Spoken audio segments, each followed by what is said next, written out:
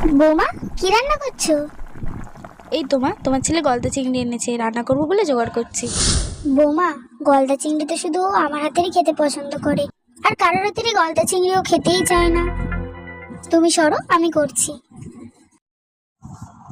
ঠিক আছে। কি বৌমা, 12:30 তো বাজে, রান্না বান্না করার ইচ্ছা নেই নাকি? হ্যাঁ মা, আপনি কালকে ঠিকই বলেছিলেন, আমার হাতের রান্না না আপনার ছেলে একদম পছন্দই করে না। ওই জন্য আমি ডিসাইড করেছি আজকে থেকে আপনি শুধুমাত্র আপনার ছেলের জন্য রান্না করবেন। আপনি বললেন শুধু শুধু আমি রান্না করে কেন কারোর মুড খারাপ করবো বলুন তো? আমি এত বিচ্ছিরি রান্না করি না, আপনাকে কি বলবো। মাছের মাথা দিয়ে ডাল, পোস্ত আলু ভাজা আর কাতলা মাছের কালিয়া করবেন। মা, আপনি মোমো বানাতে পারেন? তাহলে সন্ধ্যেবেলা খেতাম।